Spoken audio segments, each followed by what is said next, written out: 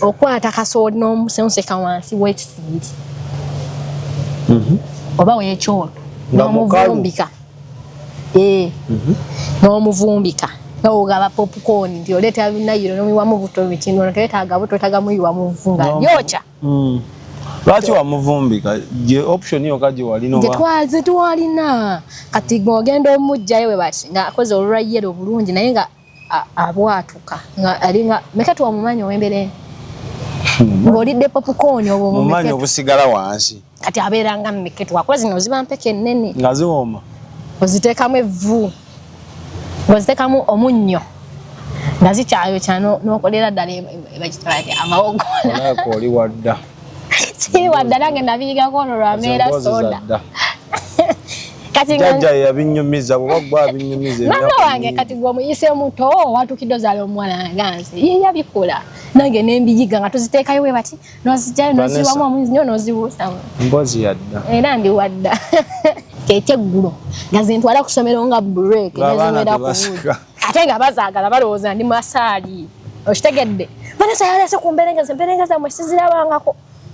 Nga buli omu abayagala okitwala kikasooli kirambe oba okongola ono omukongole nkimanyi nga ndyanga ali amawoggola kati obuzibu nga nziiwa bwe nti mu kaveera ka white mukwano netwala ku ssomero n'okuba ekyuzi kati nga mbagamba manyi kye tuba tukola bw'oli emberenge oteeka wano sumbuusa nga mukola butter trade otumanyi n'okyusaamu sirina za sumbuusa kyokka emberenge zange zokka ze nnina nazo bazaagala kati ng'oli okulya ku mberenge kati nga weekuba ku mberenge maanyi gavvu noleeta sumbuusa wano namba wamanyi namba waki oba oli emberenge zange nga nange zo nina buleeke ulira bizinensi ga natuuka nentuuka ekiseera nga nina gwe nziguza nampa ekiddo tayo ekyebitaano ng'omuguza kiveera muwa ekiveera kyange ekyemberenge nampa ki ekiddo era nenkuba sumbuusa kati bizinensi y'amanda yo twagirya ne tugituba wali ekitaali abantu babiri bwe muti basatu memulya bizinensi y'amanda mitwalo 5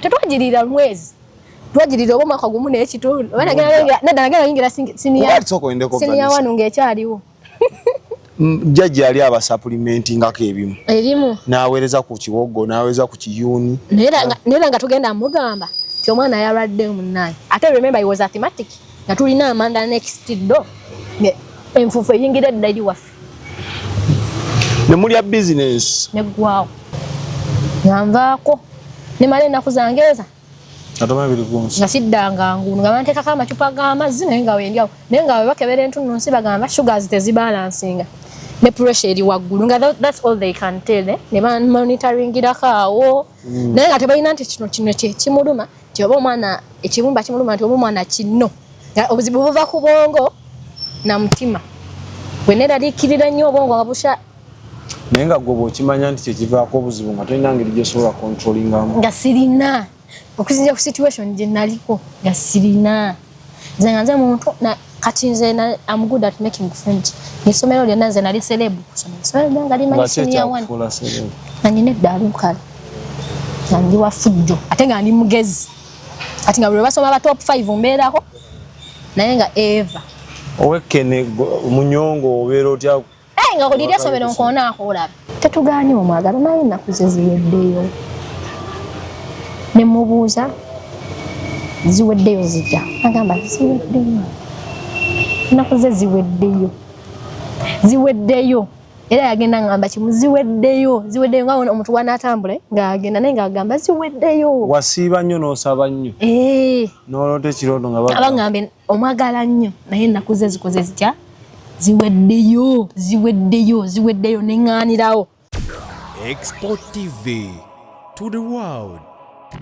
Mikwano gyaffe tubaaniriza mwebali kubanga mutugasseko olunaku olwaleero atatulabangako nga gwe gusoose ngenda kusaba subscribinga waliwo story gye tugenda onyumyamu n'omwana wange ow'obuwala wano oba oliawo oyinza okubaako ky'oyigamu n'oteevuma nsi towanikanga basically towanika nti naawe osobola okkiba oba oli otya oba ozaaliddwa mu mbeera ki oba okulidde mu mbeera ki mwana mwalo nalina obulamu bwayiseemu nga bulinga obukyalenjinga naye kyamukusa mulungi akyali mulamu kyakuba emmere nze omwana soda Export TV kwe tuli tuli ku Ubuntu Hotel Lugala Masanafu oba oyambuka ngodde Kasubi mwabagala okusula ebisulo webiri abagala massage ne sauna webiri abagala ebyokunywa soft ne hard kati nze ndi wa soft dani wa hard then tokayana then abagala conference halls ziri waggulu eyo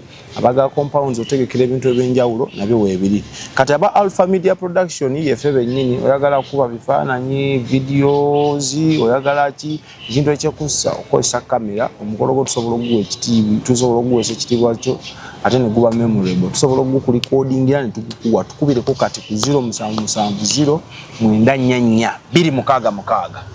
tuwe mutuwe ku mirimu bannange tuleme ku banseki mutuwe emirimu tukole tusobola okukola oba muli luddawa oba omukolo guli luddawa gwe kuba bukubi tugenda kubanga tukutuukako tugukole Cambridge Junior School matuga kito okusomesa baana kyokka omwana mukwata omutwaleyo ku ssomero talina kyomutwala nakyo okujjako ye n'engoye ezisooka ku mubiri omulinga bokisa panti buleega byokka bayika byokka then ebisigadde abisanga ku ssomero kati ate omwana bamugattako nnyo talenti ye bagishepinga omwana bamuyigiriza okuyimba okuba ebivuga ebyo byonna mubimanyi ebigwa mu ttuluba lya music then okusamba akapiira n'okubekinga so batwalire kati omwana oba bakubireko omanye ebisingawo oba osobola scrollinga videos zaffe wansi nolaba twagendeko ku ssomero bannaye bali abaana basufu banchalenjinga nnyo so kalira tunyumyemu story njagala ogiwa obudde giwa omwana w'omuto w'obuwala n'ow'obulenzi naawe omuzadde onyigire kato gisharing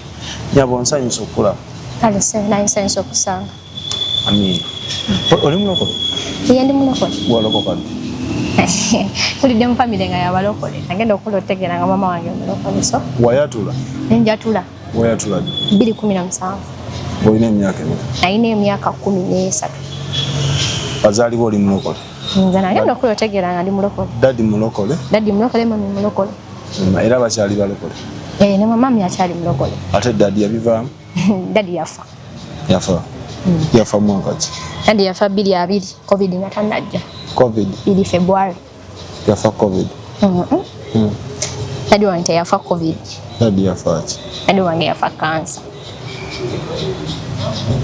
bakuyita erinnya Mulungi Vanessa Naluyinda the original names iye Mulungi Vanessa Naluyinda weddira iye weddira ki onge ade maye oli mwana wa Nvuma maye nina mikwano gyange abali wano bwe balokoka tebaddamu kweddira zaabakaaki nina mikwano gyange abalokole bwe balokoka tebaddamu kweddira leka oli waŋŋonge kale ozaalibwawo nzaalibwawo Mutundwe Ntigagga zone mu bagagga ewe nzaalibwawo oli Planet Kid nali naye a lot happened kyekyaliwo okuva mu bwa Planet Kid n'ofuuka hustler kyekyaliwo kati story kati kanji kutemeeteme nakula ewaffe nga tetuli bagagga nnyo naye nga everything was available home nga nze nakula ndi omu bakuzaala omu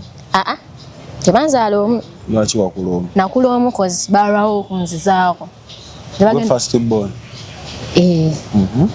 wano wendi nze first born though mami alinayo ku baaba wange then nakula omu kati nga everything is made available for me home wenkyagalidde nga wento wenkuze kati waliwo ekisaawe ekyatuuka dadi n'alwala awo nkuze nakula nagenda ozaalibwa ne bagamba nina pneumonia naye because we had pneumonia kiki mu Luganda oba ebikinze nange sibimanyi just simanyi kyebagamba kimu pneumonia omwana aba afuna obuzibu mu kussa most of the times nga nzisa bubi bagamba amawugwe galima nafune gayitamu empewo nenfuna pneumonia then ne bamutreatinga ne bagamba nti pneumonia akoze ki awonye pneumonia awona but lwaki ogamba baŋŋamba yawona gwe wali weewulira oti embeera yali tekyuse wali okyali nali banzaala like mami weyanzaala yambala oba ennaku 3 mu koma kati nze nga they had to keep me somewhere waiting for mom to come back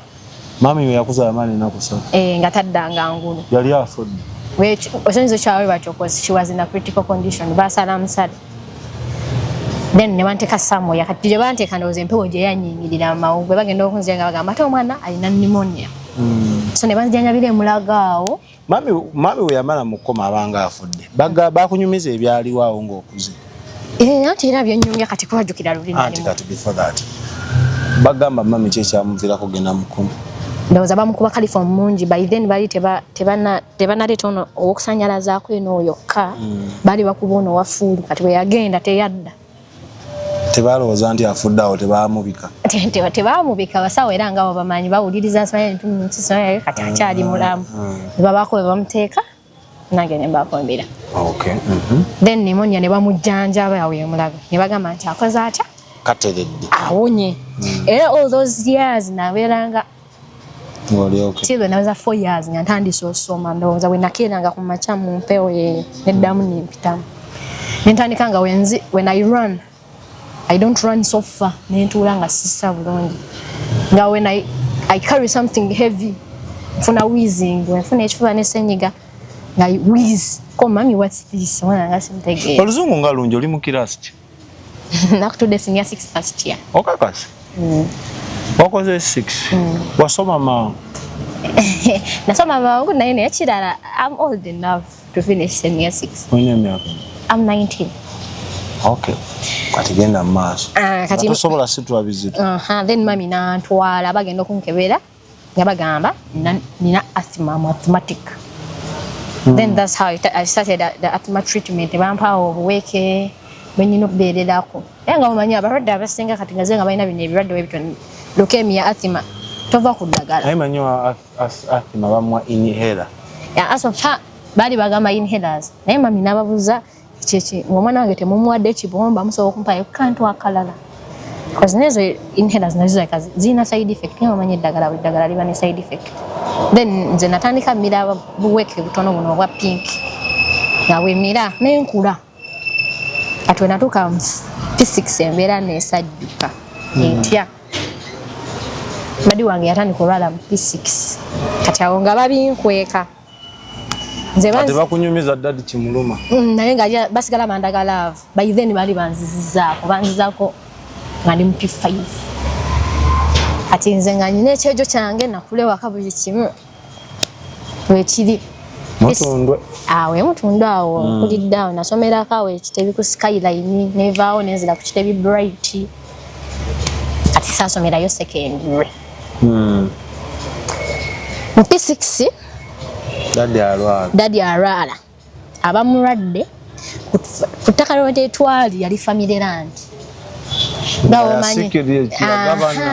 nedda nga wogamba bakuliraawo bajjajja baagula amataka oli nazimba wali ne bazaala abaana nabo ne batandika ozimba ku ttaka ekyegedde bajjajja balyoka abamu abalala nina ekyalo ekyaggwe abalala batula kyaggwe side bayitayo mpenja kiri side yise ntenje bayitayo nkokonjeru ntenjeru n'enkokonjeru byonna gyebiri waliwo kimu nze simanyi bulungi naye kyaggwa empenja oyita osala omwalo gaba wali nogenda empenja kati nga bamu batuula eno kati naffe wetwali nga daddi kuwe yazimba so they had misunderstandings ne bamenya ennyumba yaffe nga daddi era akyali mulamu se ne bamenya ennyumba yaffe n'ettaka ne bagitugobako daddi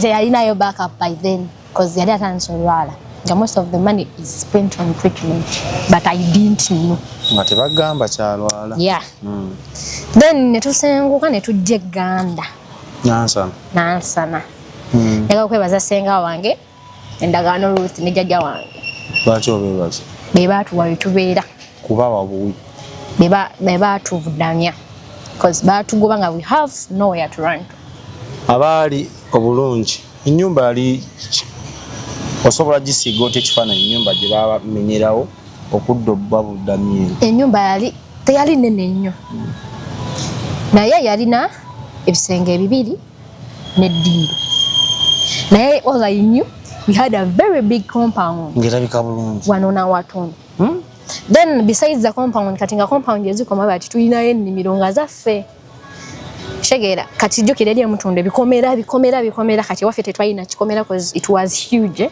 kati nga ennimiro ze zitwawula bwe bati ku bikomera by'abantu bwe bati eri gye twali nga bikomera so that's how it was nenga everything is made in place because daddy wange yali baba wa family nga bava bonna gye bavudde kati okudde Gande no wali otegeera bulungi nali ntegeera obulamu bwali butya nga muvudde eri nga mwe basavimbi mutuuse eno nkwano awo wengenda tukampi 6 basooka ne bandeka ekitebi mami n'agenda ne daddy ne muto wange lwayi twali mu third term yakuyita nga nyina twalina speak dance nali nnyo mu entertainment era n'eri essomero nali entertainment prefect wali wenkano otokolera kisenzera gye kakati bajjukira bate babala myaka na height na size babala capability bali tebakunyooma agavubuka n'agaana nga of course nga weba onnyooma if you can do what I do batebasobola ba prefect wetutyo oyinza obeera eyo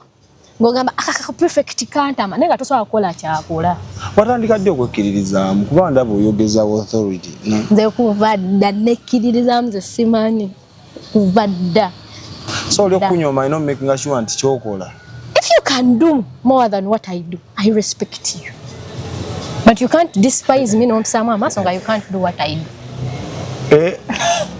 kati ku ssomero ali nali entertainment prefect kati nga ebiseera ebisinga kati amasomero ngaago bw'oba entertainment prefect olina omumanya pate egenda tambula etya speakide abaana abafunye costumes pate nga mukuba bino ebyensi obanga abaana nga omanyira speakide za primary byonna bibaamu abaana twagenda batambuliza ku yes because it wasn't a Christian school kati gwabi balansinga ate omwana ava mu church no balansinga bashiba ne babugembe ku bukulembeze bwange batichers be balondanga nti P6 egenda kola ennyimba bweziti ne bweziti of course for you your work was to make sure those the songs on the list are made clear with their strokes. Nawe nake wakola ko nga kasachula.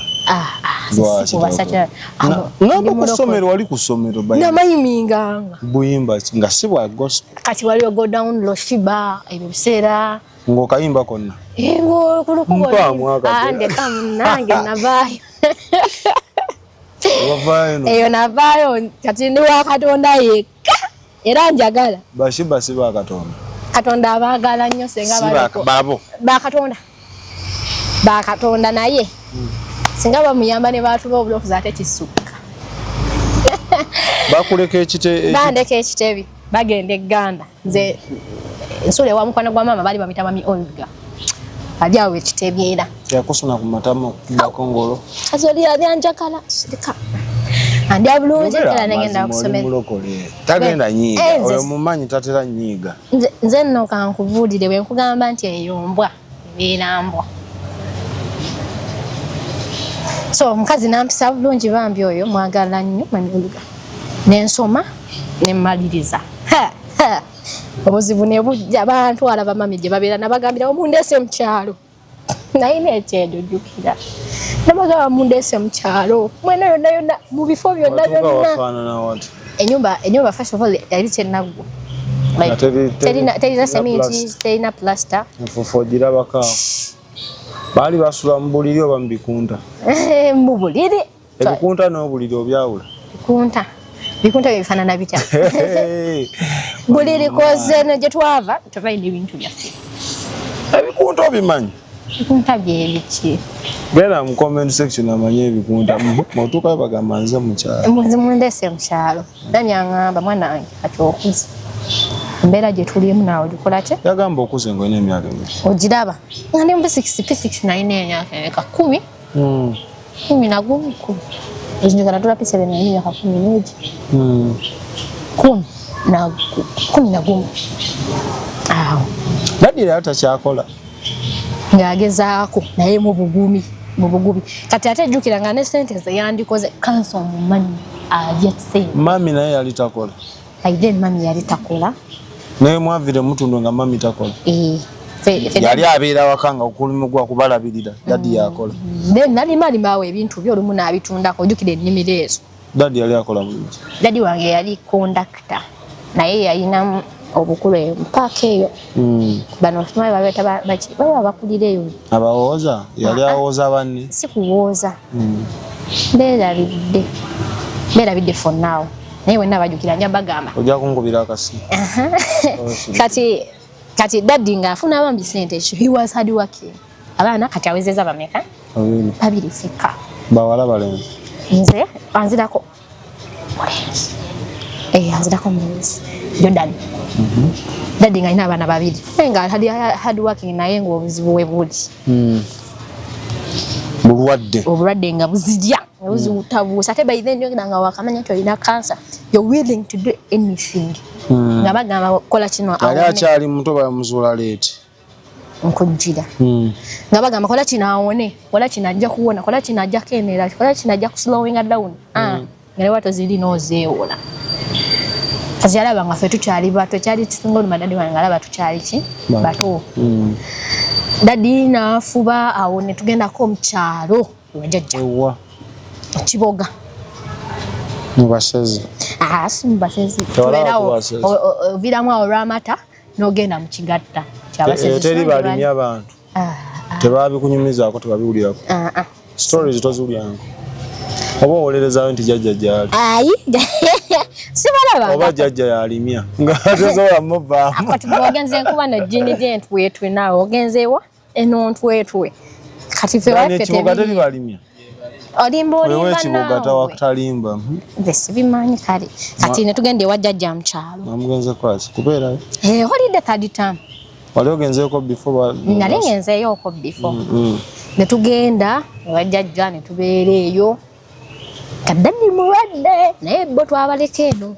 Daddy teyagenda naffe kuolwo. Then jjajja nga 24. Nkya Christmas. Tulya Christmas. Holiday yagwako ne tuddawa.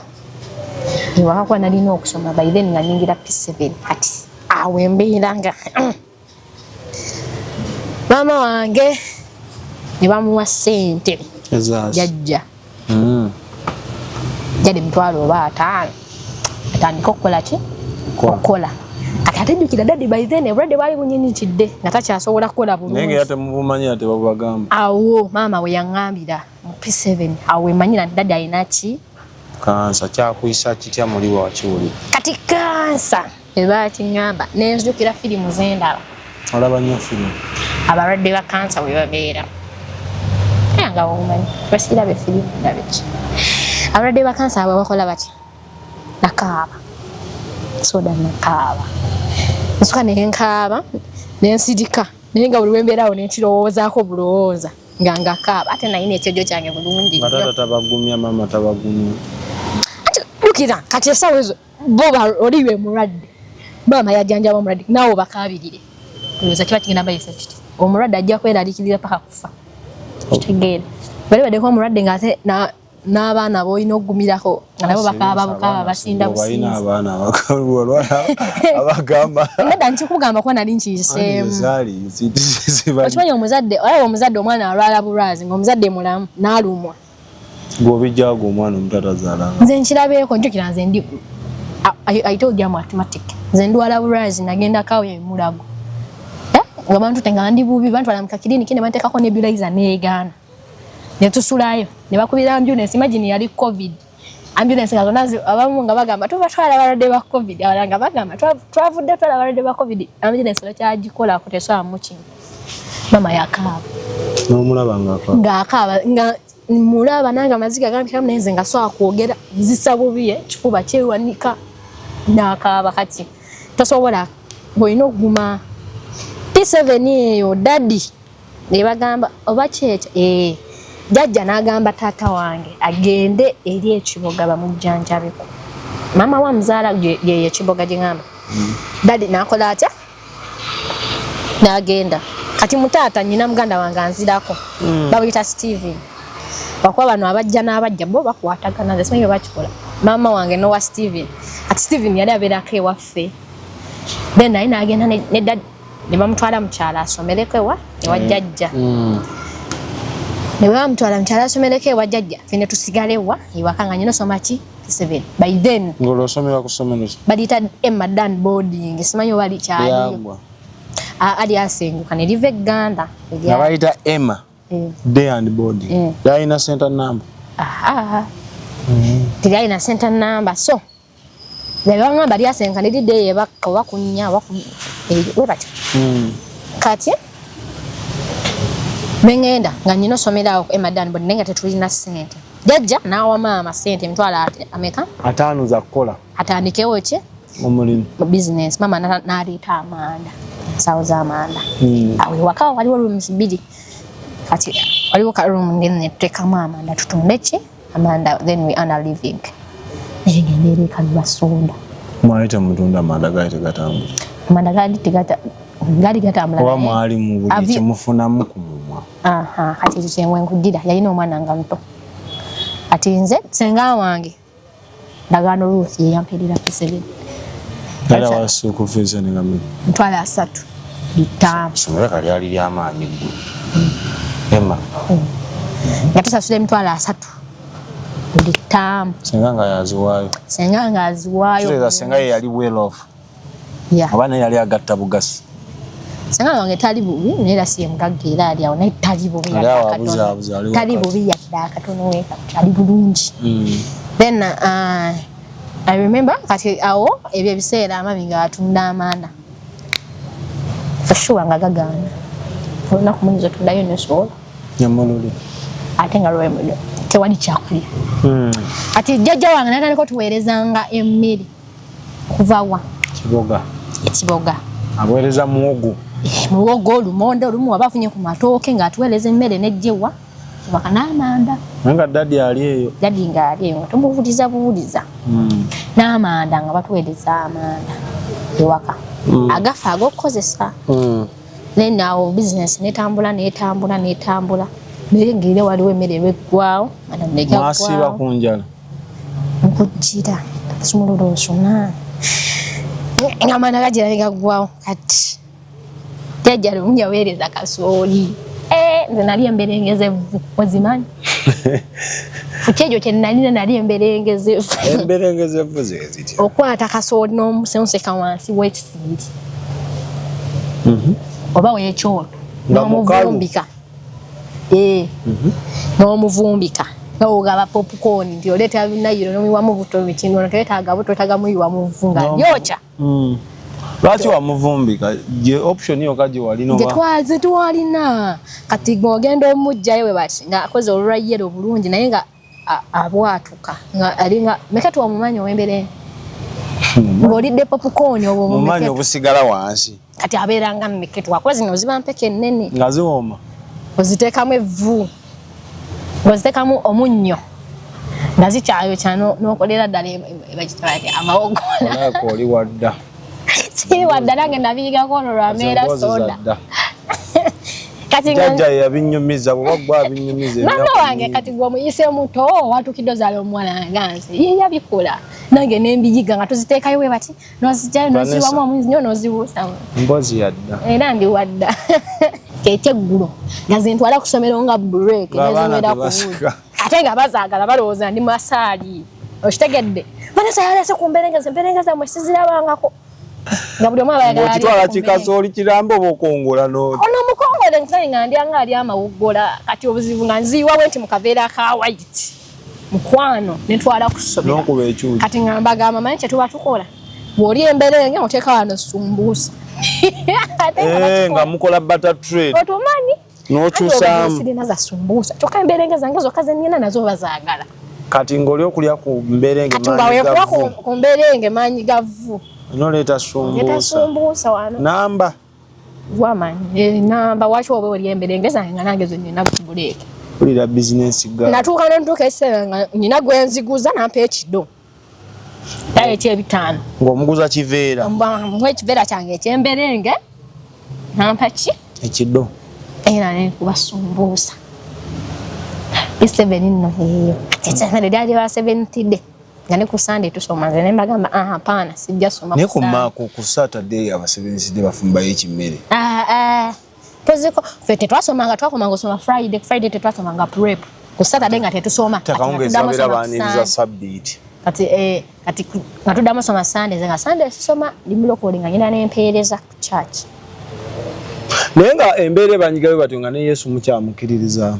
Of course, we can't live. Mwete mwatu kakesha ni mgandi ba Yesu. Nkujira. Wesirikire, bana yesoda wesirikire nkujira. Kuba okulya amaanyi gavunga Yesu ye kamala byonna. Ebiseere kati ndo kankunyumize soda. Nze mama ngai kayakoma okunkuba embookeza ddala. P7. Babbe ebibiri. Byankubi emigo. Wabbaye kenyini. Enjala y'ennuma kolo nangamba. Genda wali eri. Wabbe ebibiri. Nabbe ebibiri. Wenenya. Nenya. Kwanda ekyasinze bisenyeyo nnuma nnyo okusomera. Nesanga ebibiri ngaaleka mama yabyera biddoma nembitwala. Wafuna mmeka P7? Afuna 11. Kiza mu kirasi wali mugezi. Nali mugezi. Wafuna 10. Nafuna first grade. Abaana ababeera abagezigezi nga balina ne talent batera ofuna ku bursary ku ssomero gwe tewafuna nga opportunity. So naliko lyali teribidina. Bali aba 70 bali batamnyira ssente. Ngane obakabire ennaku gyo bagoba. Tewayimba mungu ku ssomero Abadiventi. Era Abadiventi nagenda na balina nyeba zaabwe naba recordingirako n'oluyimba. Ndwerabidde n'odwerabira omanya saabu. Bayimba obuyimba bwabwe nga bawuba emikono. Era natwagenda tugana ne mu church. Bantwalako mu church ya Abadiventi kuba nali mu kayimba kikujjukirayo okoko mwayimba kabali. Sikajjukira. Waliwo oyimba yetwayimba school choir bayimba ki. Ayimba luyimba kyolugana. Omuntu yafune 11 mu P7 tusobola kungana nti weerabira ebintu ebitali byadda nnyo. Noba ntojjukira dda akayimba k'Abadiventi. Sikujjukira ak'Abadiventi naye nzikira ka school choir. Ali kayimba kati. Ndakondabe? Nolokola yakera. Kisolo kyekino ekituyika kitusibye ku njegere kimazeewo omukulu n'omuto. Chimazeewo future zaffe. Omale kisomo nga tugenda mu maaso. Mama. Gwatakuta kale wali aki. Watandikirawo okulwana okuvamba Adamu bajjajja baffe. Twali tuyimbira Walumba atuyigga. Kyekisolo. Kisolo kyekino ekituyiga kitunyize kitusibye. Ebyadda lulimba lulujjukira tululeke. Lolo. Mukakuveko Walumbe. Mama atakuta kale wali aki. Watandikirawo okulwana okuvamba Adamu bajjajja baffe. Zero ndujjukira. Bw'omala P7 ofunye 10. Ofuna 10. Senior nyingira senior 1. Wa. Esomero balita Kampala City School liri awo Uganda. Likyaliwo. Weliri. Ng'olani akuweerera. Kati nange we nayingira secondary. Sawa kunyumiza nti ono. Nakubirako ku taata Sembatya musajja oyo mwagala nnyo. Ne nkubirako ku sengane mga kati kubuzeeko 5. Nengende wa Musumba Beni Tamale ne mga kati omanyi. Kati nyinawo weziti. Musumba Beni Tamale yani ye Musumba. Ye Musumba wange. Miracle Worship Evangelistic Church esangibwa we Uganda. Ekyaliyo. Weri jensabira. Esangibwa we Uganda. Ogamba afuka amawanga magadde nga bakusondera. Ayina 5, ayina 4. Naye dadi yayimirirawo nnyo by then dadi Sembatya. Senior 1 mwebaza nnyo mukama mu omukisa. Nga mukubira. Naye ngomanye sente ze tusasula. Nani sasula emitwalo 10 mu kitundu. Nga zosonze ekyalo kyonna kyonna. Kutekyebiri. Kati kyeto. Mami ng'akyayingira abaana mwolidde bakolakolako obuntu obuyingiza kasente. Twasikanga sumbusa ne mama. Twasikanga kati business y'amanda. Yo twajirya ne tujituba wali ettali. Abantu 2 bwe mutima. Basatu. Ne muli ya business y'amanda ya mitwalo 5. Tetwajirira mwezi. Twajirira omwaka gumu n'ekitundu. Nagenda yingira senior. Senior 1 ng'ekyaliwo. Jjajja yali aba supplementingako ebimu. Ebimu. N'aweereza ku kiwoggo, n'aweereza ku kiyuni. Nera nga tugenda mugamba ti omwana yalwadde munnaye. Ate remember he was asthmatic. Nga tulina amanda next door. Enfufu eyingira eddali waffe. Ne muli ya business. Neggwawo. Abantu 3. 3 neggwawo. Nze gwolaba ndwala lwala. Nakati. Kati mukama agenza amponya. Ne mukama ebiseera byali takuwa. Luli nali mutono. Oba nakukkiriza. Kyokka kati ogezeemu kugenda. Nfunye ku mubiri. Oli munene kati. Soda yagala kuseka busesi. Nese nga wandabako. Soda. Vanessa. Kati nawo tulamba nono gama seka bodi. Tunwakole nga ayingeze n'okweruka nje luseeko. Era abakula bagamba Vanessa okoze bodi. Vanessa ogeze. Vanessa okoze ku mubiri. Vanessa oyeruse.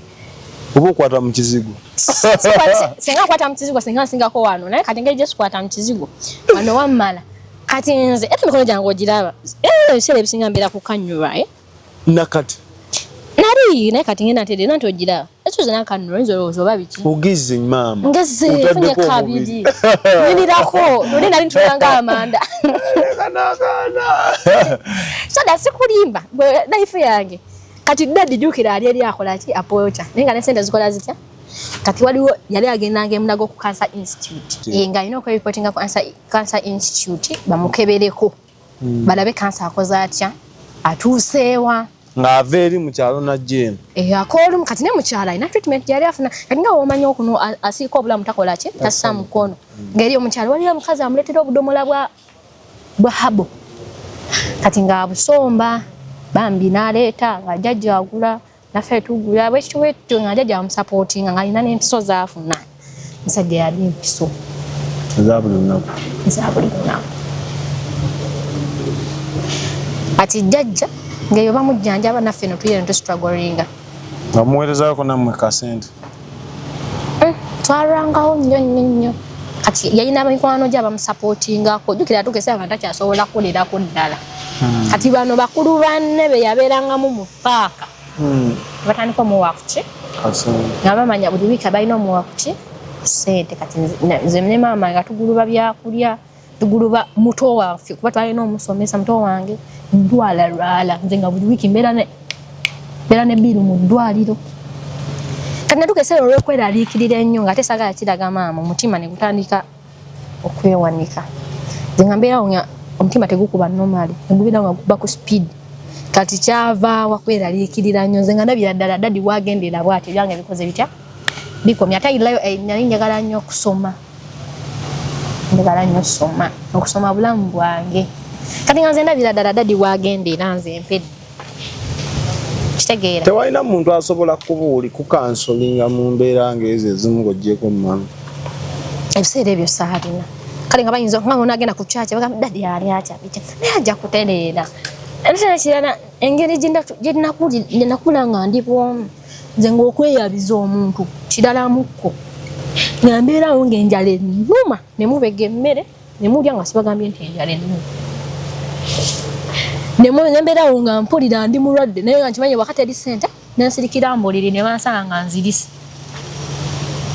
ebiseera olw'omutima obutakuba bulungi ntukesera nga I black out nga nvaako nemala ennaku zangeeza nga siddanga ngulu nga banteekako amacupa g'amazzi naye nga wendyawo naye nga webakebera entunnunsi bagamba sugars tezibalansinga ne pressure eri waggulu nga that's all they can tell ne bamonitoringirako awo naye nga tebalina nti kino kimuluma ti oba omwana ekibumba kimuluma nti oba omwana kino nga obuzibu buva ku bwongo na mutima bwe neraliikirira nnyo obwongo nga busha naye nga gwe bw'okimanya nti kyekivaako obuzibu nga tolina ngeri gyosobola controllingamu nga sirina okusinzira ku situation gye naliko nga sirina nze nga nze muntu kati nze I'm good at making friends n'essomero lyonna nze nali celeb kusoma essomero lyanga limanyi senior one nga nyina eddaala nkala nga ndi wa fujjo ate nga ndi mugezi kati nga bwe basoma aba top 5 mbeerako naye nga Eva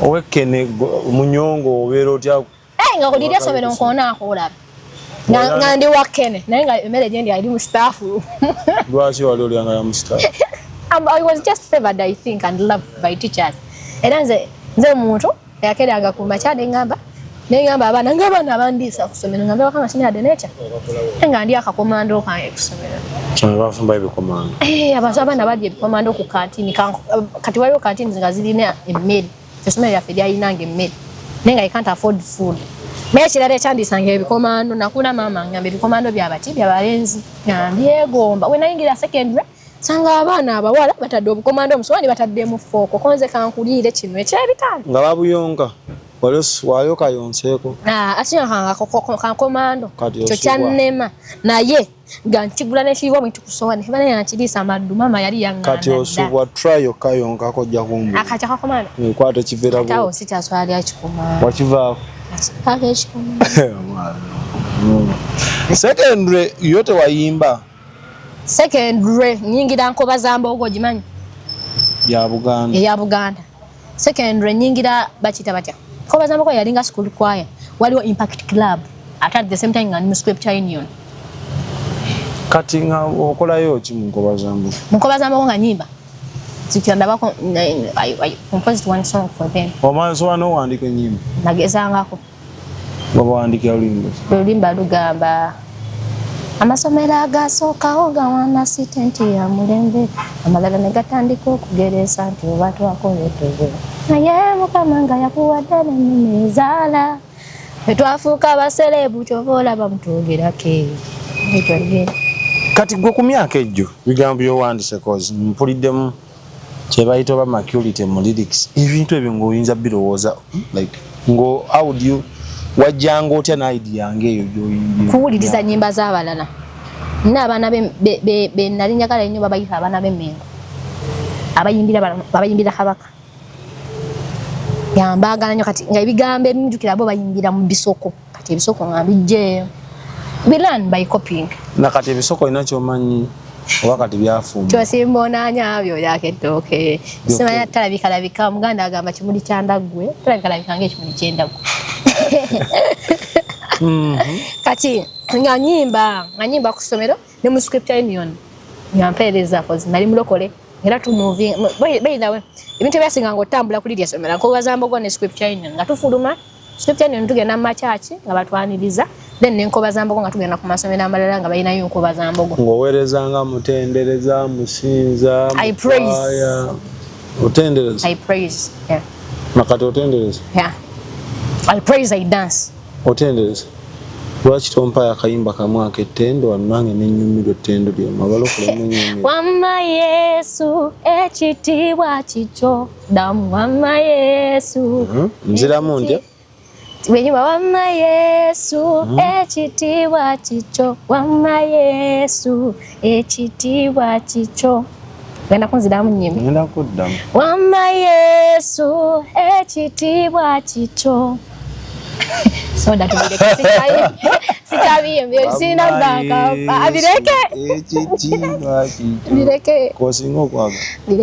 muwe ekitiibwa every day. Kati kusome twafuna ku bursaries kuba ebyo bintu byewakola. Bursaries na. Area second. Na. I didn't get. Nga bakuweerera naye nga ndi mugezi naye I didn't get. Tebabikuwa tofuna yadde bu endorsement yadde. Na. Kozike dumu bankwatiranga mu requirements. Nengamba nkubulira ATM. Nawona ngobera rim. Sijirina. Lero sijirina. Nakuweka. Nagamba. Leta nkusayiningire ate nakola ki? Sad story mu O level jojjukira. Sad story nkujira. Nyingira senior 2. Daddy becoming worse. Bamujje ekiboga bamuletewo. Nasa. Ewaka. Daddy yava ku zino painkiller nga tekyali painkiller mukolako. Yazimukolako nga za injections. Ne bamuwa morphine. Obo mumanyi. Eddagala morphine nga kyemanyi one of the things in it didi munenja. Omanyi waki didi mukayaga. Bali kuba abantu nga balina obulumi bungi. In that busoboka morphine yakwata ku bwongo n'owuliranga obulumi obuwonye. N'owuliranga obulumi obuwonye naye nga weebuli. Kyekyo. Ne Edi wange yatukesera nga akabira painkiller nga morphine yagala anywa kacupa kalamba lunaku olwo.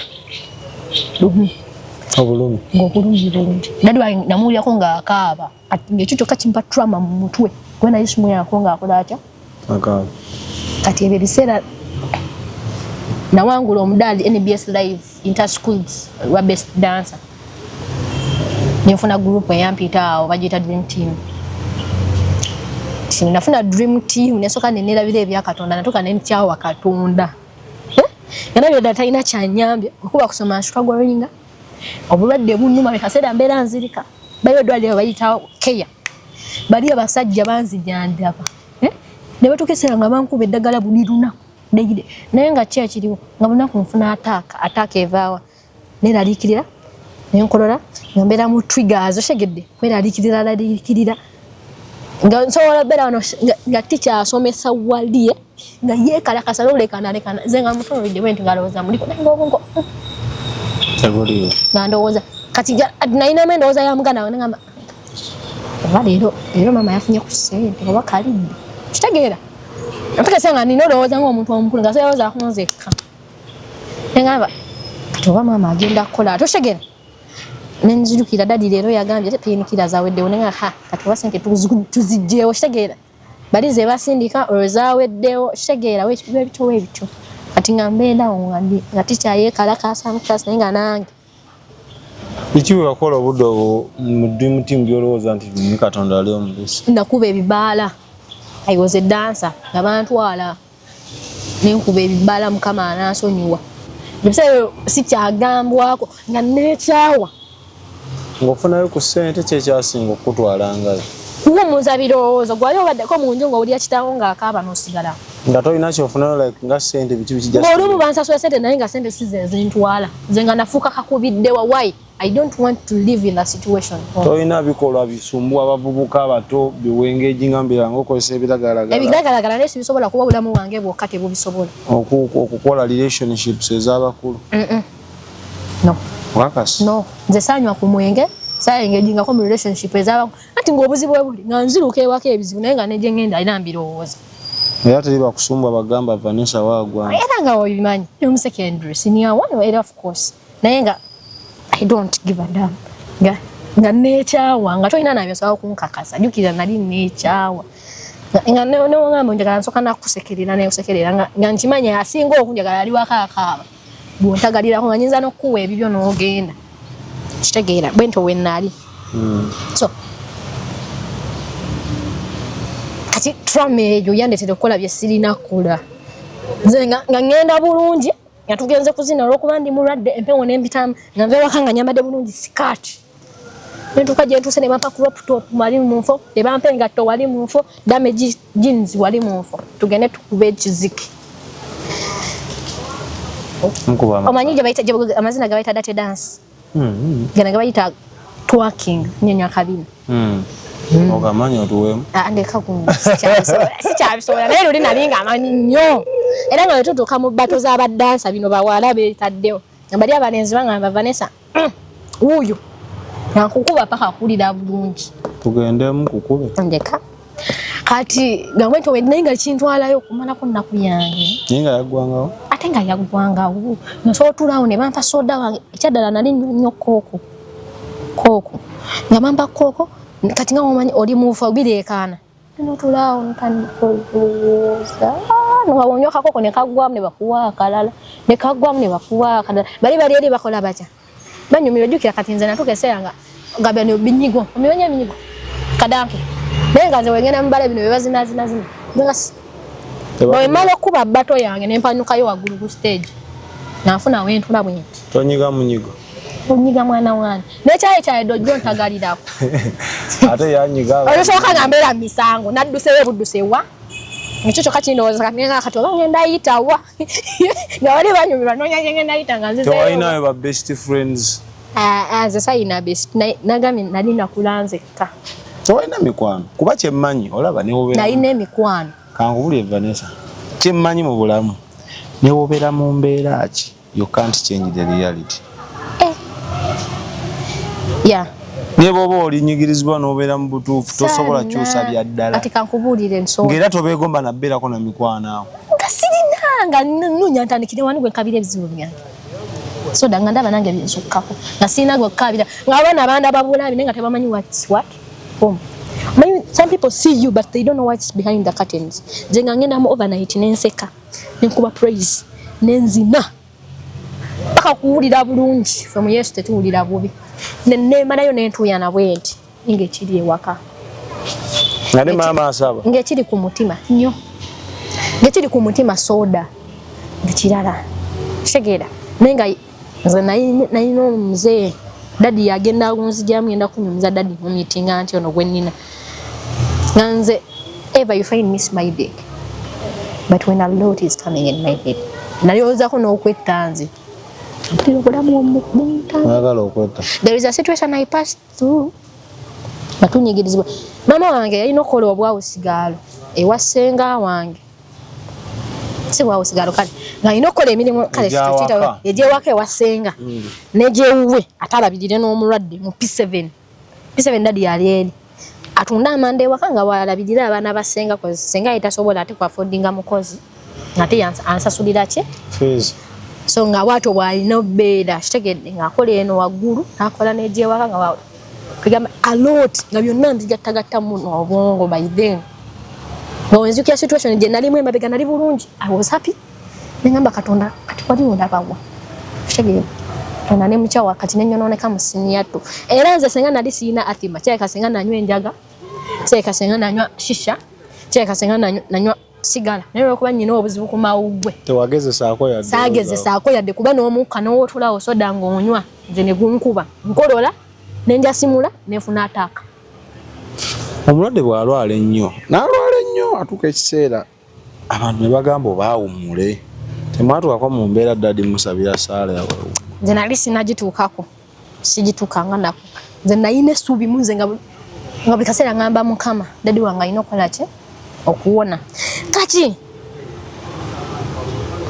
ntuuka ekiseera ekyantwala eyo nasooka nengenda ku church nga nsula mu church ku sementi church yaffe baali tebannagizimbanga erimu bibaawo ng'ate ewamu teyatuuka nga nyina atima wange naye nga nsula ku sementi before nga sinnatandika kwonooneka nga nsula ku sementi nga nsaba Mukama ekintu ekyo awonye ki dadi wange nalina ulcers naye nga nsiiba dry nga nsiiba nesudaawo nga nkeera ku makya nga ngenda n'ensawo yange nga wenva ku ssomero ngenda ewaka nenkyusa ebitabo bye nnina otwala enkya ku ssomero nenteekamu n'engoye ne uniform ze nnina okwambala enkya ku ssomero nengenda ku church nenkuba twalinanga evening services nenkuba evening services ne bagenda ne bandekamu ne bansibiramu nasaba kimu Mukama akola atya awonye dadi wange ndoza Mukama yagenda olaba nga nze sijja va mu church Katonda ayogera nze Katonda yanga dadi wange agenda kufa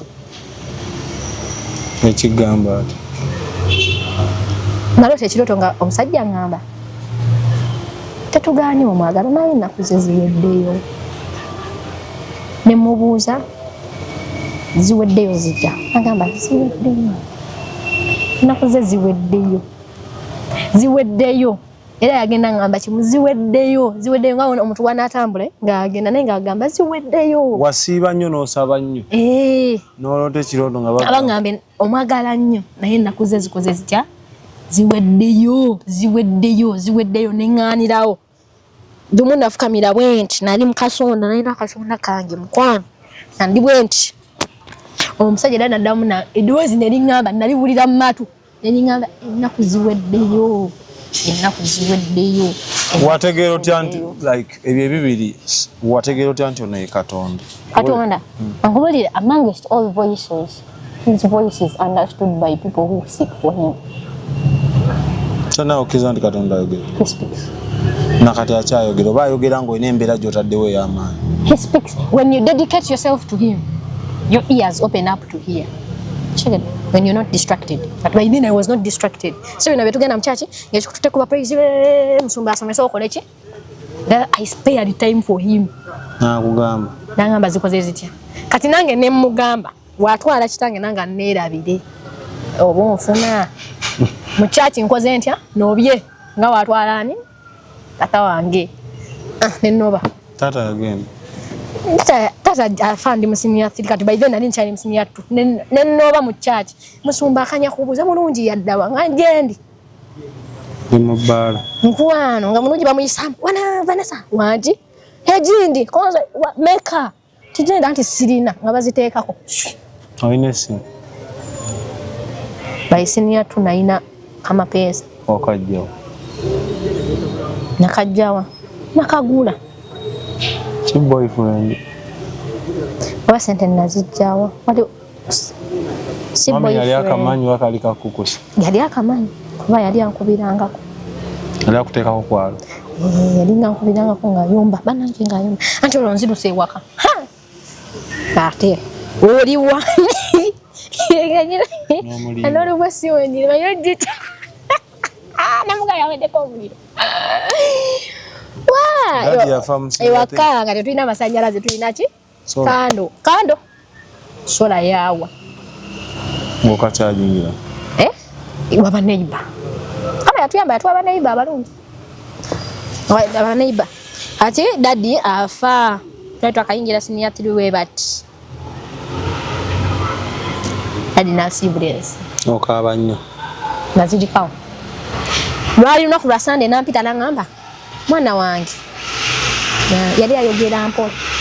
Dadi wange yali yatokesa nga tacha. Yana emimiro gyazibikira ng'ayisawo byakunywa byokka nga tasobola kulya. Dadi wange yakoga nawe omwala wo kikubuliri ng'omuteeka we wakikunje n'omubikka. Bubanga obusigadde play. Olabako omutu. Kitegeera kati eyo trauma nga yampita n'enfukamira waali. Nangamba nange onsabirayo. Omanyi yalina omuze dadi wange yambuzanga nga ndi mukulu naye nga mbuza mpoze embaata bagiyita batya mu Luzungu yali nga njagala. Dadi wange yali teyasoma naye nga atwagala ngayagala tusome. Kati nga mpoze embaata bagiyita batya mu Luzungu mwana wange nga mugamba ddaaka naga amaddaaka. Kati nga nfumiitirizamu omusajja takyasobola na kumbuuza embaata bagiyita batya mu Luzungu. Ebyo byonna tramendiwa agenda ku kyaki koolo agenda okudda ewaka ng'akyali munamu naye kasita natuuka naye sinajjamu nanga yali nga alinze enkole ntya mama ave no mweno rumu asala ddamu eri nasanga wabagenye ewaka ashegere simanyi jjajja yali azze waliwo jjajja omulala abeera yeggaba yali azze ngaomanyi families ennene azze alabe ku mutabani we bwe yajja mutabani we lwe yafa nana mama asala paka mu kifuba kya jjajja kale ate baali tebaagala kundaga kuba bayibe nalina pressure musini yatu pressure yankuba amagulu nga so atamba amagulu sigawulira gano kati nga kasu okutambula nga nkasukamu kasu kati nga wemba ntuuse ewantu oba nga wakulinnya nga kusitula we bati nga kulimu okutaliimu kuteeka wano nga siyaso atambula. Ebyo byonna bijjaawo lwaki kweraliikiranga buli kaseera pressure yalinnya n'erinnya ne baŋŋamba nve ku munnyo ne baŋŋamba nve ku ne baŋŋamba ngiro ng'ay'obutulo obubisi buli omu ng'agamba bibye sawo n'aŋŋamba ogenda tandika eddagala lya pressure ko maama omwana wange talina ati pressure. Then waliwo psychological touch eyo ntukeseera nga ninga zolo era waliwo abagamba maama gawe oteegendereza oyo omuwala we ajjagwe ddala aninga zolo nga nkugamba ebitakwatagana so beera nenkunyumiza emboozi by then mba nkyakunyumiza emboozi nendeetawo n'emboozi endala ati nga natuuka ekiseera nga ninga zolo nga naye weeraba ndina kasiriiko oba teweeraba nga ngamba oba mbadde ki naye nga nze seeraba naye nga engeri gye nyina trauma eri nali njagala nnyo ddadi nnyo yali buli kimu ewaka ozuula otya nti bano bankweka ne ddadi mufu maama kukaaba yanyiganga amaziga olwokuba nali mutunudde maaso ngaakola bwa saani ndabiddako nagwa fulaati nagwa nali mulyango nagwa nzira bweru mutwe nengubombola ne banjoola nemala essaawa zange nga 5 nga sinaddawa kati mba nzira engulu bwe bati baŋŋamba tulina kye tugenda okugamba naye guma kasita baŋŋamba guma nenzirayo lwawundi noddayo zirika ndi tunagana okudda engulu paka saa 12 ne bampeeka ne bantwala ku keeki bamala kuteekako cupa z'amazzi oba zaali 2 bampisaamu eddagala awo enomalayizinga awo ne bantwala ewa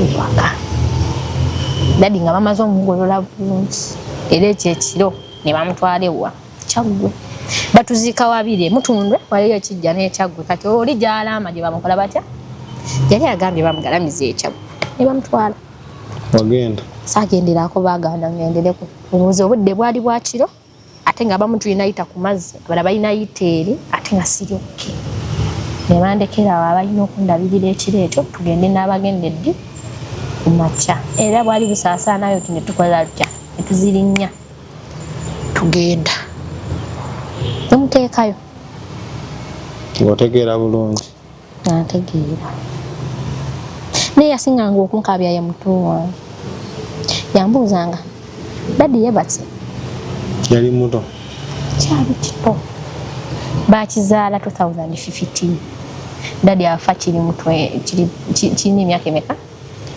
kati nga wekingamba kati nga ye yabuuza dadi yebase nga buli kaseera mulina omujjukiza dadi atayebase akoze atya afudde naye onanya n'engeri gy'okimunyonyolamu ekimukola kye nechikubu bwekyo kati netumuteekayo taata wange mukoma w'esiti etukoma w'esiti nga simanyi kindaku simanyi nakuyogera kusoma simanyi dadi yazaala abaana 2 bokka basatu nagambye nye nanzira kuba muyita Steven mudumama omulala muto wange yemusika naye mulenzi mukoma we Kampala obulamu bwongera kuwonooneka ne bwonooneka mama akoze business ez'enjawulo genze kukuba sisemu ogo tujja ekyokulya yanzijanjaba bwe bityo kati tuba twakadda covid nga twakasasula relative fees za senior ili covid yabaggala nebaza mukama yatugabirira mu covid nange simanyi byakulya bye byava mama nga kera nasiika muwogo abamugula yali asiika muwogo nali natandikawo ka business kange nga kange akasumbuusa nga nyina wenzitwala afuna mukolo okozeeyo 5 olimu okozeeyo 2 lwezikusaze n'otafuna n'ofuna za capital bwe tutyo nga tutambuza obulamu ki atuterekereza ne tugulayo kano okuterekereza ne mugula requirements mpola mpola yetu tusonda nga mpola nga batukwasaganyiriza kwe bakola bati ati mu covid wena meetingira afaayo omusanga bayina tiimu y'abatimba ne bajja ku mukolo ogwo banazina kuma ndi muzinyi w'amaganda ku mukolo era wabirayo n'ekirimu mpa amana tuinayo olumbe ebyo sibikola tabizina ni mulokole saabya na nyimbe n'olwa taata waffe yalama ngeri gyali omulokole tetwayabya lumbe lwe yafa ne tumuteekayo bati twekudda kuva emagombe ne tuteekako omusika tetwabya nnyembe bansanga ku mukolo ne banjagala nalina group bagita Daughters of the King leader waffe yali ndifuna Rose ndifuna Chosen Rose kati omukolo gwali gugwe wama ba Daughters of the King ne tukola emirimu gye tulina okukola ku leader waffe then ne banjagalirawo twazina twa asharinga twagabula ne batulabirawo ne batuyita Daughters of the King tugende mwafaayo tugenda nga Daughters of the King mwafaayo tuyimba balina studio ne batuleta ba trainer obuzibu bwe bagira ba trainer be batuleetera ate be nazinanga nabo mu bibaala abadduwe muti obuzibu nali nabivaamu ebyoku dadi bwe yafa nze nefuuka senga w'omutima gwange nebuulirira bulungi abalala bali bamulira nga si babiwulira yaweza mulayini wekka kugambye nali sikyawulira nze nga sikyagambwako nga mama ngamba bulungi ogeza n'ova wano ng'agenda ku dduuka gula kakibiriiti kale wali kumpi weewate asanga mpakidde nga toso nga tamalina wempisa ate siita mu kkubo lyalimu kati nze nga sikyagambwa nga sityatya bidduguma ngenda ne wongamba nja kukuba nkutunuulira nti waba kale ng'obulamu bwantama nkola buli kyoyagala nze sifaayo natuuka eseera ng'obulumi ngati nga obulumi tebukyannuma nga nze bulumi nze kennyini nga sikyaluma naye nga nze kennyini nze bulumi nga yenze kati nga kyafaayo oba nkuzeemu ki oba nkugambye ki oba onkoze ki oba nkukoze ki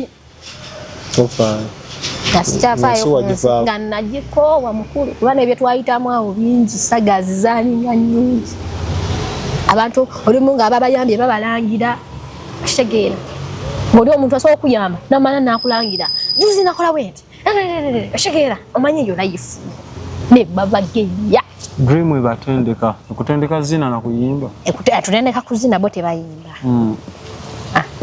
era nga ffe eri mu studio waliyo Joshua Mami Favor batubeererawo ku Sundays nga tubeera ne evening z'awa youth kwogeramu youth talk era nga ne mu youth talk omwo nazamu ever smiling nga tasaba manya mbeera gye mpitamu ewaffe then twali tuzina awo olumu nkopo n'abuuza Mami Favor buli mwana bamutaano ti mulungi nti njagala kwogera naye nambuuza nambuuza how is your life ne munnyonnyola ne mugamba awo nambuuza do you have your father and mother they're dead nagamba wow nangamba I'm sorry chabuka omanyi ne munyumiza nangamba how are you home ne mugamba we are fine nambuuza mami akola mulimu kikonza asiika muwogo tusiika muwogo ewaka agamba okay Nambuuliriza akaawo.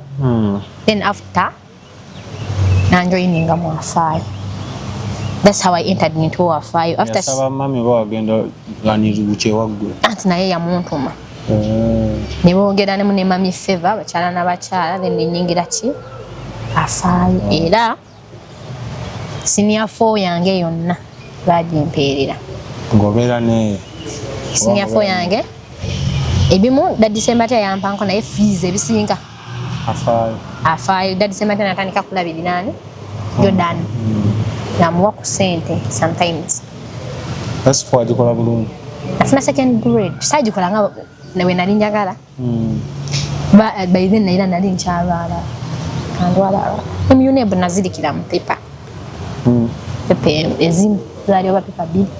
HSC wagikolera? HSC nenyikolera ku Passion Schools. Wagikola bulungi yo? Tebinadde ebibuuzo. Because watudde guno omwaka. Naye awo nawo okusoma kubadde kutambula bulungi. Okusoma kubadde kutambula bulungi. Yeah. Paziko awo mu senior 6 waliwo ebyabaawo awo mu Wafaayo. Daddy n'agenda ne we lost contact with dad because we had to shift from this place to another place. I didn't have a smartphone. Naye ne baza mukamera mukama ajja planning ebintu. Mami n'afuna omulimu ku Amazing Grace Schools. Yabamuwa ku sente. Then yajjangayo nga tannabakola bambi bosi wabadde in advance. Nasasula fees kusomera nakola ye nakola nze nga fees tebakola batya tebamanja mukama watu wa planning. Kati daddy akomawo ddi? Daddy akomyewo last year in December. Nafuna contact ne mami Feva kusimu China bagita bata youth camp emende ningende meno okuweereza. That's how I got connected to my dad again. Usigadde nebiddamu nebitereera? Sigadde nebitereera. Ogyeko okusoma ebirala oba gwe just tulina bye tuplaninga naye nga sofa bye mbadde nkola ninawo essomero baliyita Blessed View. Nyampa kalimu awo kalimu kasi kanene nnyo. Friday somesa abaana bagita devotion time. It's 1 hour. Devotion oba somesa biki? Ebada devotion nga you get devoted to God. Devotions tuba kusaba. Bakuwa akasente. Bampa akasente by the end of the month. Kati ntini kuba nkola Friday na Sunday kokka. Friday nkole sawa emu. Oli musomesa. Somesa Bible. Okakazo my Bible. Nasoma discipleship 1 word nasoma discipleship 2. Nasoma. Kozo okunsomesa Bible. Of course yes. Nze. Yabonda. Oba olina byomanyi mu Bible ninange manyi nabyo nkola ki? Ati kugumira ennina gula osobola okusomesa Bible. Mwana nsomesa tuireke. No, answer me. Tali kitasoboka. Onsomesa Bible. Tali kitasoboka. Oja jijiga. Nja kusiibira. Kubuuza ekibuuzo. Katonda asiibira. Katonda aliwa. Katonda. Katonda no Katonda. Yes. Alimpere yafuga mwana. Waliwo kiwuddeko ni Katonda ali mu kituufu. He lives in me because he says if you abide in me I abide in you. Kituufu bakifu nti Katonda ali mu ali munsi. Otera omunoonya? Ani? Katonda. Munoonya. Omunoonyezaawa? I seek him. Munoonyezaawa? I seek his presence. Otera ogendako mu nsozi bifo ebyo ne weeyawula ogenda munoonya? Nja olumu. Katonoonya waki ng'ate ogambye ali mu ggwe? Katonda tumunoonya ng'ali muffe because tukola ebintu bingi ebimuleetera okubetinga displaced muba muffe. N'avaamu. Katonda tatula mu unclean places. Osobola noonya kintu ng'akirina. Tatula mu unclean places. You believe yes, wawolokoka ye. Naye ebintu bye tukola bireetera Katonda obutatula munda muffe. Kati oba olina omunoonya omuzze. Ebyo mukola Yesu si bye yafiirira. Yesu bye yafiirira. Naye biri byonna bisonyiyibwa kujjako yali vola omwoyo omuke bwe yali agenda yatulekera ani mwoyo mutukuvu. Ndago. Yesu ebyo byonna yabifiirira. Ne bisigalawo. Ebyasigalawo. Biki kino kiri kyabikola. Ebyo bye yafiirira bo bennyini esoboleka ekibi bakyabikola ki? Ate bye yafiirira. But if you understand anti omulokole kati bantu bonna Yesu yabafiirira. Naye only their sins are gone are washed away when they believe that Jesus washed their sins away. Oli mu Isirayiri. Owange siri mu Isirairi ndi Muganda. Ate nga bangamba nti Katonda sima Isirairi mu frontinganya aba Isirairi. To frontinganya aba Isirairi. Anti edde nnyo Old Testament. Israel represented God's people. Kuba Abayisirayiri bokka be bakkirizanga mu Katonda aba Abayisirayiri era buli aba Egyptians. Ate abasigadde? Abasigadde bali tebakkiririza mu Katonda. Ba Egyptians had many gods. Abafanga nadamu Africa abafanga enzikiriza faith tenajja bagenda mu stand bagenda magondo. Ewa. Aba abafa before nga obulokote bunajja mu Uganda bagenda. Simanyi Pakistan yabeyanza. Kisiza Katonda alina byatonda n'abawayo nti abomba. Be bamunyiiza. Yagamba Yesu yagamba bwonna mbaleese okujja kabali abaana b'oki okubula. Those who are mitwe minene nga bagayize omuntu. Are you proud of your origin? Yeah, I'm so proud to be a origin. No. There's a difference between what you converted to and your origin. Am I proud of my origin? Yes. Not at all. Why? Smanyanga. So Katonda akola nsobe okuzaalira mu ndate. No. Okuzaala emyeji nene bagitwesigisiza wesigisi. Kale tuveyo nja kulumya omuntu. Anyway, oyimba. Wali recording ani kunyimba? Nina nyimba 5. Wazikolera. Bagita Sim Production. Stars in the making studio. Adiruda. Edi aho Kazo. Kazo. Omanyi nawe bayitayo nawe ku mafuta amapya. Ku mirambo 8. Wala kifo bakita gundi Starbex empya. Mirambo 8 sema. Starbex empya we nabwe. Eri opposite mirambo 8. Basi waita mirambo 8. Abantu bafa 8 mulundi gumu mu nyumba eyo. Ngatuma mirambo 8. Ati kyakava oba kyadda kati wekito kyakalidawo. Mirambo era ogamba wenda ku mirambo 8. Abasinga bamanyi baba boda obalagirira obulungi. Kati kayimba kiko ku nyimbe zetanze wakayiya kogamba nti wa nange nkawuliriza ne ngamba nina kayimba. Bakayita Hosanna. Lwaki gamba?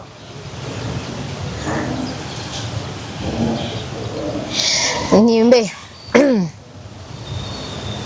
Mukama waliwo bendowooza byempiseemu ndwadde nnyingi zomponyesa nezimu ziwonya nesizimanya Mukama natudde nendowooza nkwebaze ntya birungi bingi byonkoledde n'ebimu bikola nesibimanya bigambo ki nze byennyinza okukozesa okutotola engeri gye nkwagalamu eri ku mutima ye nkozesa lulimi ki nkulage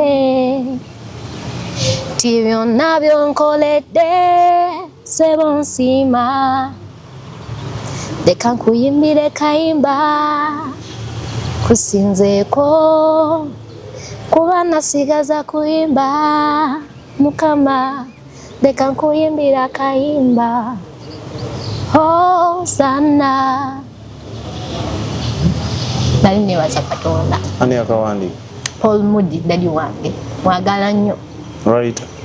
Writer of songs ate naye muyimbi. Angamba okumpandiikira yakayimba ndowooza omulamwa gwenjagala tetwakwatagana. Dadi writer ate naye muyimbi. So mukama wange Paul yakayimba Paul. Yeah, Paul Moody. Moody yaba beddiraki. Oyo yedira mwana wanvuma. Bebana ba. Just kuvuganga don't. Ali Daddy. He's not in Uganda right now. Daddy amanya Oluganda. Yes, Daddy Paul Moody Vanessa anza mulina mbitibwe byamaanyi. Tukutumiddeko. Kicho osobola okumwebaza. Statement kicho osobola okukola nga bigambo nga bino okwebaza Daddy Moody.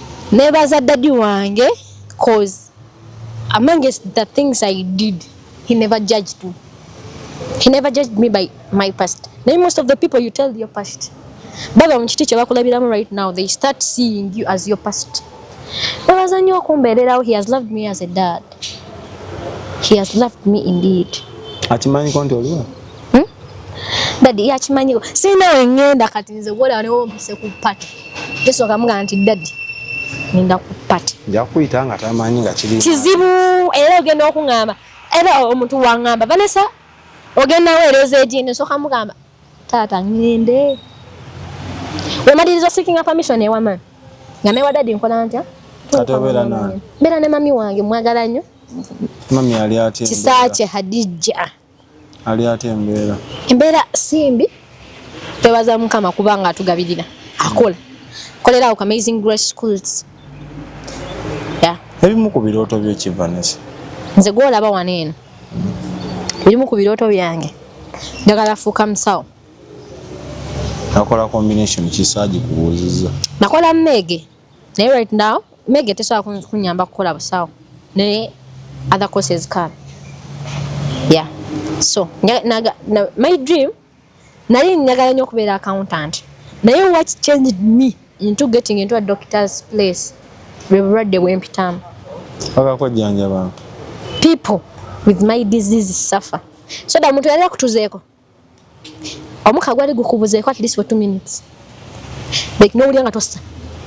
Wali wawulira otya. Oyinza olaajana n'otaawa awo. Onoonye omukose.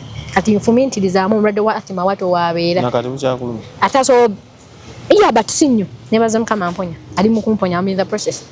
Naye bw'oli okyegenderezaako omuka gubula bubuzi mu mutwe oba kale ne bamusiba we batya akaveera n'aboyana nakwata ebiri awo asobola okussa kati omulwadde wa asima wato waabeera naye nga kimuli eno tiomuka wagusa tegutuuka eno kulina tu tegeera manya obulumi bw'obaamu agabeera musawo nga bw'oyimba musawo ng'akuba empiso agaba nga Dr. Hildaman oyo bw'atyo kale naye Dr. Hildaman musawo bayidawo Hilary Kiyaga musawo abite bikutte njagala kubeera musawo naye nga nyimbira Katonda wange mwimbi kyo wa gospel gwegomba owa muno mu Uganda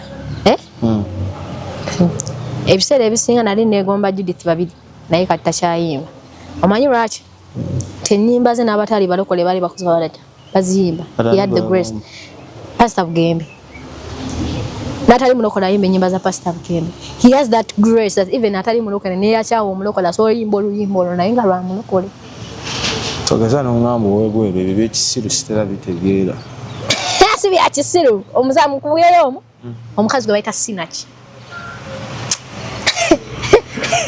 wasoleza ki kale singa ogambye Nabbosa Justin Nabbosa oli Katonda otegedde oli Katonda kale baako b'osindikiro b'otumirako awo tuve waneeno tugende ntumirako maama wange omulungi Hadija Mrs. Kisaache Hadija nkwagala nnyo omukazi oyo yambeereddewo manyi okusitula omwana omukulu gwe n'omweka ku mugongo tolina kusitulirako n'omutwala mu ddwaliro buyazirisa oyo ye maama wange ate nga neetikka bwomu nakati akyakwetikka asikyazirika pressure yakakana weebuulirira neebuulirira pressure embe pressure nekka yokka yali bagamba mbu nnyina empeka pressure munnange sikyazirina ofunye ne kabiri ishenjeze nako nyirirako luli nali ntunulikako nga nsiiwuuka nze katono gwe tomanyi nakumanyi mami yakola nami oyo kama mmwe kyasinga okwagala ne baza senga wange tumiddeko Mrs. Ndagano Ruth ne jjajja wange omulungi nakintu Aaron kwagala nnyo biraba sajja ina smartphone jjajja wange ali ku .com seba ina smartphone gwe daawo kati simu ndabo ina y'amaanyi andadi wange omulungi so ina na Samsung sef Daddy nkwagala nnyo I love you so much from the bottom of my heart ani ono gwenda ku screen bebe afani oyo bestie wange banaye Nisha obeera naye Nisha mbeereko ewaabwe naye najjako ewa fena tubeera fena postinga nnyo ki ekibagatta ennyo ne Nisha tuli balokole kyekisooka ekisala bestie wange antegeera omusiga nnyo ote omubulira ku byamabi era mulungi wakugula nfata ono ofata Nisha wonna waati naye muweereza wa Katonda akuba jazz muwala naye akuba jazz akuba ennanga she's a dancer she's 19 emyaka gyegimu she's 19 so she made 19 in February wamuzuula oti era tuyasanga mu buweereza eyemende gye twali nakamufuna recent I had no bestie in life musharinga can you share her with me babita bujja omubira bakita bujja ku simanyi naye ekyo onampa ku namba enange sisobola okuba ekikono Mwagala nze kanze. Anyway Nisha tukulamusizaako nnyo naye nga Nisha ne soda agabbaako kyaliwo kuwala kaliwo ekyo. Woba omwagala gende watulina Herbert ku Sunday jakumira engoma. Yasabira. Tulina Herbert asabira. Ekanisa eryo. Kawempe. Tulina Herbert. Pastor Trina. Sasitala kwaganya sabira w'abayimbi. Anyway. Sabira wa Musumba Peter. So basaba ne banya tunyumiza story no. Mpampu muko ne bwo bojiwuliriza n'ogimalako at least olinacho jimu. Kambeko kye ngamba abantu. In life